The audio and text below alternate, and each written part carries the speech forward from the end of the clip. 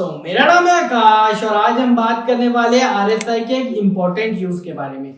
जिसको आप अगर अपने ट्रेडिंग या इन्वेस्टिंग जर्नी में उपयोग करें तो आप जो है डिसेंट रिटर्न यानी कि 2 या 3 गुना से ज्यादा रिटर्न का भी अपेक्षा कर सकते हैं या ऐसी अपॉर्चुनिटी खोज सकते हैं। आप वो फिजिक्स का लॉ तो जानते ही होंगे,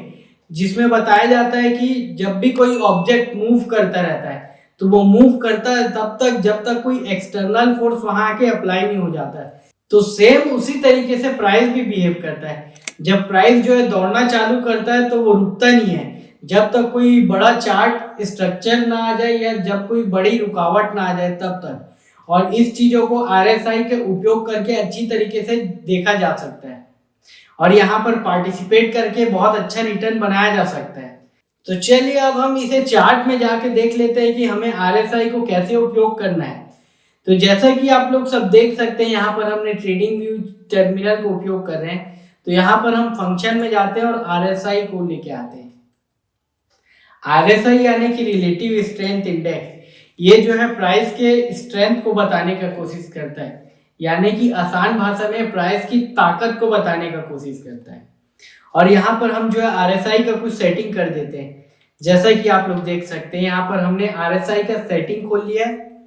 और यहाँ पर लोअर लिमिट को हम हटा देते हैं और अपर लिमिट को हम 60 पे ले आते हैं।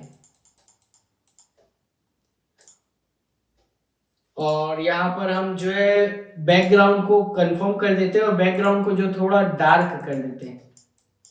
और यहाँ पर आपको देखने को मिलेगा कि आरएसआई जब जब 60 के ऊपर रहता है लंबे ट्रेंड्स में, यानी कि मंथली और वीकली रेंज में, तो वहां पर जो है प्राइस के मल्टीप्लाई होने का जो ताकत है वो बहुत ज्यादा बढ़ जाता है। जैसा कि हमने यहाँ पर निफ्टी का जो है वीकली चार्ट लिया है, आप लोग देख सकते हैं। यहाँ पर हम जो है ब्रश का उपयोग कर लेते हैं और आपको बताने की कोशिश करते हैं, या यहाँ पर हम रेक्टेंगल ले लेते हैं। तो जैसा कि आप लोग देख पा रहे होंगे, बैगनी कलर है, इसे हम येलो कलर में डिनोट कर देते हैं।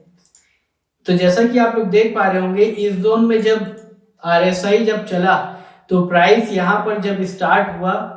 11,000 के रेट से वो जो है चला गया 18,000 के रेंज तक। तो यहाँ पर जो है प्राइस बहुत अच्छी तरीके से मूव किया। तो यहाँ पर आप अगर इसी प्रकार की चीजों को और खोजते हैं, जैसे कि 2017 के समय में भी आप देख सकते हैं कि 17 के समय में भी बहुत तेजी से जो चार्ट्स में तब्दीली आई थी और यहाँ पर जो निफ्टी का भाव है वो बहुत जबरदस्त स्पीड से बढ़ गया था। जैसा कि आप लोग देख सकते हैं, यहाँ पर ये भाव जो स्टार्ट हुआ 8,300 के रेंज से और इसके खत्म होते होते जो भाव है वो 11,000 चला गया। तो यहाँ पर भी बहुत गजब जो है तेजी आई। उसी तरीके से थोड़ा अगर और पीछे कर लें तो जैसा कि आप लोग देख सकते हैं, फिर निफ्टी में 2014 के समय जो रैली आई, वहां पर भी निफ्टी जो है उसका आरएसआई लेवल 60 से ऊपर था और वहां पर भी 6,000 के लेवल से निफ्टी जो है 8-9,000 तक आ गया। तो यहाँ पर भी बहुत जबरदस्त तेजी गई। जब इंडेक्स में इतनी तेजी आती तो कई सारे स्टॉक्स जो है कई गुना मल्टीप्लाई हो जाते हैं। तो चलिए अब हम कुछ स्टॉक्स में जाके जानने का कोशिश करते हैं और वहां देखने का कोशिश करते हैं कि कैसे हमें अपॉर्चुनिटी फाइंड आउट करना है। तो जैसा कि आप लोग देख पा रहे होंगे, यहाँ पर हमने फायर का अकाउंट उपयोग किया है और फायर के अकाउंट में एक बात बहुत अच्छी हो जाती है कि यहाँ पर जो पर्टिकुलर इंडेक्स रहता है उसके सारे स्टॉक्स को दिखाया जाता है। तो यहाँ पर हमने निफ्टी 50 का इंडेक्स जो है लिया है और उस निफ्टी 50 के इंडेक्स के अंदर कई सारे निफ्टी 50 के स्टॉक हैं। तो चलिए अब हम इसे जानने का प्रयास करते हैं कि किसमें कहाँ बना और कौन कौन से शेयर में कितना गुना पैसा जो है मल्टीप्लाई हुआ। तो जैसा कि आप लोग देख पा रहे होंगे, यहाँ पर भी अडानी ग्रुप का शेयर सबसे पहले आ गया है, क्योंकि यहाँ पर ABCD के हिसाब से जो है डेजिग्नेट हुआ है। तो जैसा कि आप लोग देख सकते हैं, यहाँ पर जब भी अडानी ग्रुप का शेयर जो है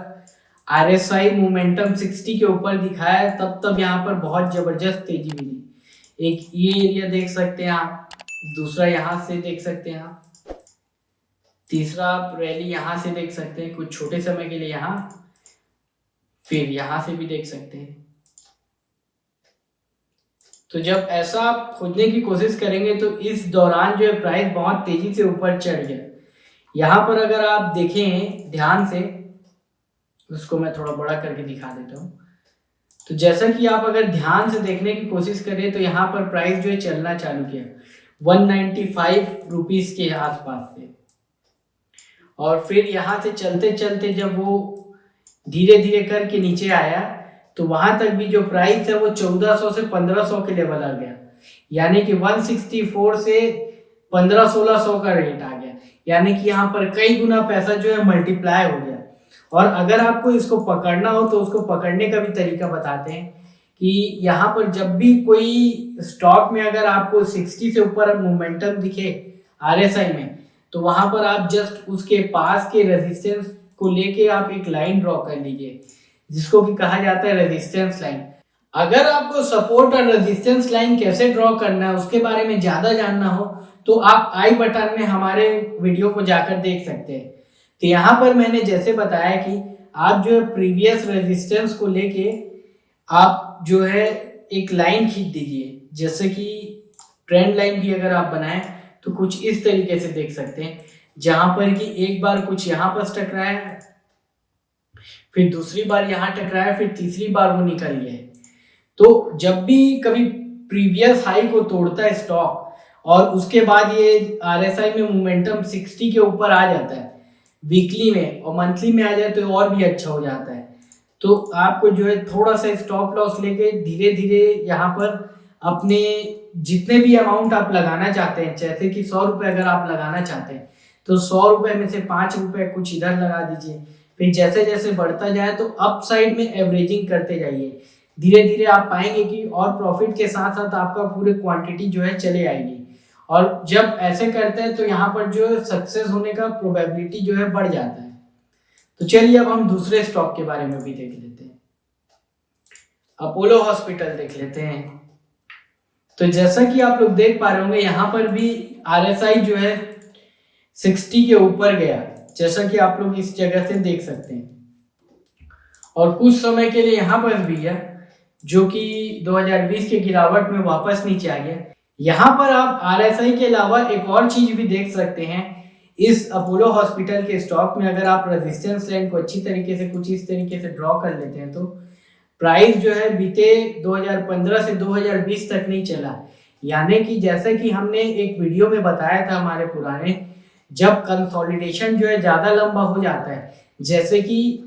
रिलायंस इंडस्ट्री के केस में, तो जितना बड़ा कंसोलिडेशन होता है उतना जो है पावरफुल स्टॉक बन जाता है। तो जैसे मोमेंटम आना चालू हुआ तो 2020 के पहले थोड़े स्पीड से चढ़ना चालू किया, फिर यहाँ पर फिर जो RSI है वो 60 के ऊपर मेंटेन करने की कोशिश किया, और अगर आप यहाँ पर छोटा सा एक रेजिस्टेंस लाइन इसको अगर ड्रॉ कर ले, जैसा कि मैंने प्रीवियस चीजों को लेके बहुत ज्यादा बताया है, लेकिन आप अगर छोटा सा ट्रेंड लाइन भी प्रीवियस हाई पे अगर रख दें और वहां से आप अगर घुसने की कोशिश करें उस शेयर में, जैसा कि आप लोग देख सकते हैं यहाँ पे, तो जब भी आप इस प्रकार के आर्किटेक्चर को देखें कोई भी चार्ट में कि बहुत समय से चार्ट जो है सोया हुआ लगे और यहाँ पर कुछ ना होता लगे, लेकिन वहां पर धीरे धीरे करके RSI जो है 60 से ऊपर जाना चालू करे, और अगर आप यहाँ पर एंट्री किए होते कि यहाँ पर जो सेटअप फिक्स बैठ रहा है, चीजें सब सही हो रही, RSI जो है ऊपर जा रहा है, तो जैसा कि मैंने थोड़ी देर पहले ही बताया कि मैंने आपको जो है अप साइड में एवरेजिंग करने कहा गया। तो जैसे कि आप अगर 2-4% अपना यहाँ कैपिटल एलोकेट करें और वहां पर अगर नेगेटिव सिग्नल आए यानी कि लॉस दिखे, वहां पर आप एवरेजिंग ना करके थोड़े से स्टॉप लॉस में हट गए तो आप जो है थोड़े समय की गिरावट से बच जाते हैं। लेकिन अगर फिर से यहाँ पर अगर चढ़ना है तो पुराने जो हाई है उसके ऊपर, यानी कि इस चीजों को देख सकते हैं आप यहाँ पर, तो यहाँ पर अगर आप चढ़ते हैं फिर से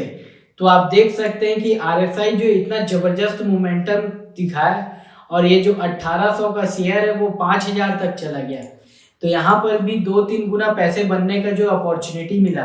तो इस तरीके से आप अगर किसी स्टॉक को RSI में देखें अच्छी तरीके से कि उसका जो लॉन्ग टर्म ट्रेंड है या लॉन्ग टर्म उसका चार्ट है, चाहे वो मंथली हो या वीकली हो, अगर वो 70 या 60 के ऊपर रहता है या वो प्रिसाइसली 60 के ऊपर रहता है और वो वहीं बना रहता है, तो यहाँ पर जो बहुत अच्छी अपॉर्चुनिटी हो जाती है किसी भी स्टॉक में एंट्री लेने के लिए।